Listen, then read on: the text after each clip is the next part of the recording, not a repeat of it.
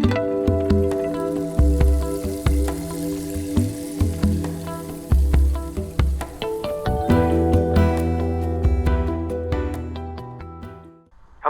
this is Gregg Braden. Well, we made it. It's here at last. 2012 has arrived, the end of 2012, which means it's the beginning of a new year of 2013.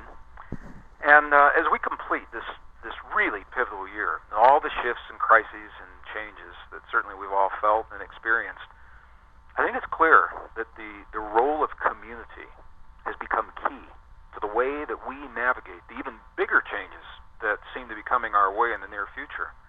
So I'd like to take this opportunity just to personally express my deepest gratitude to each of you, everyone listening, everyone watching, for all that you have done in the past and that you're doing right now to support our growing virtual community, our family, as well as all that you do to make the big community of our world an even better place. And I want to take this opportunity to let you know, and I want to be very clear about this, I have never been more optimistic about us, our world, our nation, our future, and what is emerging before our eyes right this moment. From the oral traditions of the ancient peoples throughout the world to the theme of the world's most cherished spiritual traditions, the significance of the year that we're completing, of this 2012, as a window of change. It's been no secret to our ancestors. They knew that this time of change was coming, and they knew because it always does. They understood the cyclic nature of Earth's shifting environment, and they also knew that our future would be determined less by the changes themselves. They weren't so concerned about the actual Earth changes. They were more concerned about us, how we treat one another as we go through those changes, whether we choose to fight one another or whether we work to help one another as we go through the changes and the shifts. Well, for very different reasons, the best minds of today agree as well. The scientists, the engineers, social architects, religious leaders, spiritual leaders throughout the world, they're warning us that the choices that we make right now will determine nothing less than the fate of our nations, the survival of civilization, and even the future of our species itself, the future of us. So I've been asked by so many people from so many places in the world to comment on the events of this year, this 2012, and where I think they're leading, what we can realistically expect over the next weeks and months of 2013. And rather than responding to hundreds of letters individually, I'd love just to answer some of those questions in an open letter to our community and to you right now. So I think the first question, what can we realistically expect? And I think what we can say with certainty is that the stage is certainly set for whatever is about to unfold. It's no secret that the world of the past no longer exists. It's gone. The conventional ways of thinking and living that we've grown accustomed to, the ways we've thought about our jobs, our careers, money, health, wealth, security, spirituality, religion, healing, and the role of America in the larger world, all of those things are falling away before our eyes faster, I think, even than those who knew the changes were coming could have expected. It's a fact. You and I are witnessing literally the greatest shift in power, wealth, resources, and thinking in recorded human history. And while the experts have their viewpoints regarding what is at the root of each specific crisis that we face and what went wrong with one thing or another, when we step back and we look at the big picture, the reason for so much change, for me, becomes very obvious. And it's simply because the world of the past is no longer sustainable. If we look closely, the only things that are breaking down, the only things falling apart, are the unsustainable ways of thinking and living that we've grown accustomed to in the past.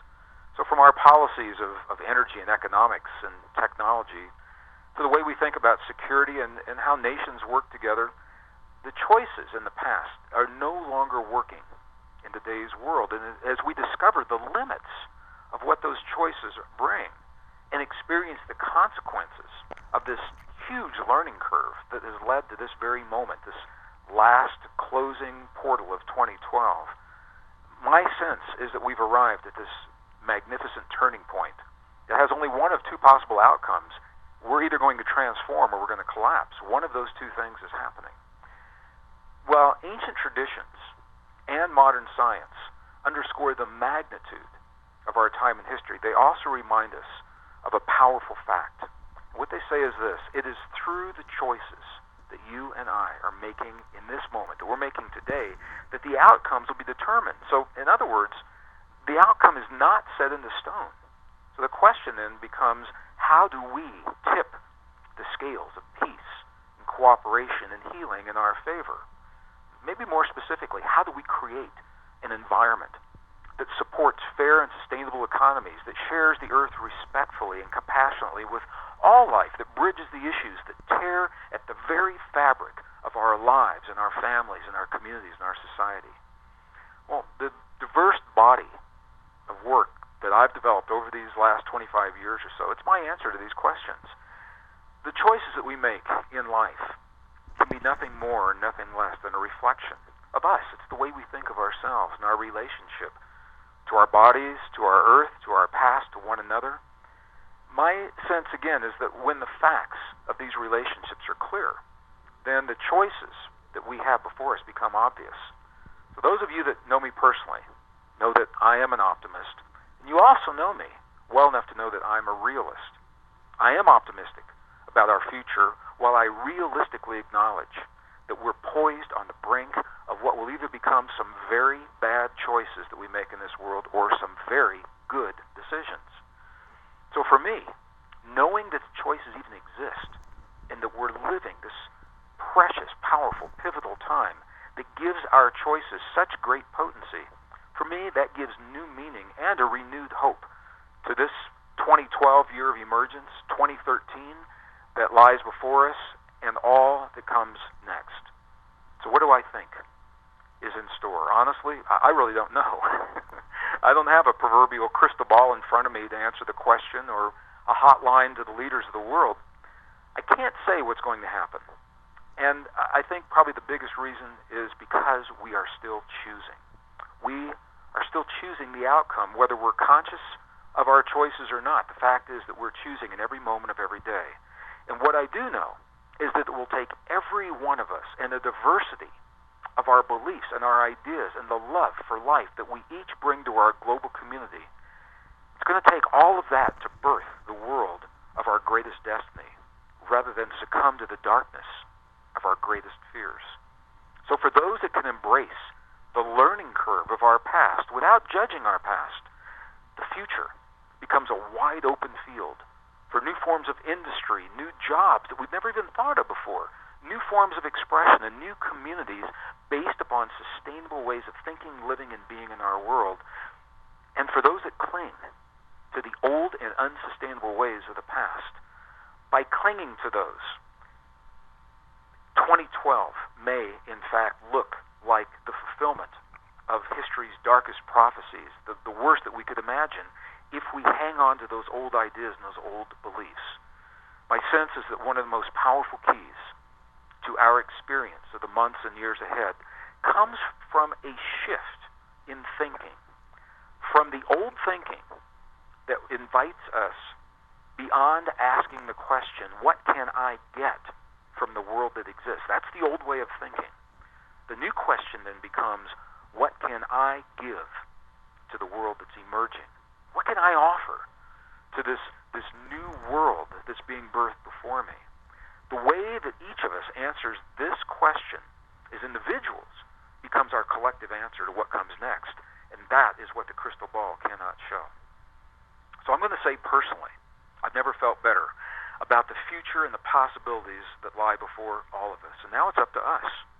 We've already made the choices of peace and cooperation in our hearts. We've already voiced that we want to see them in our world.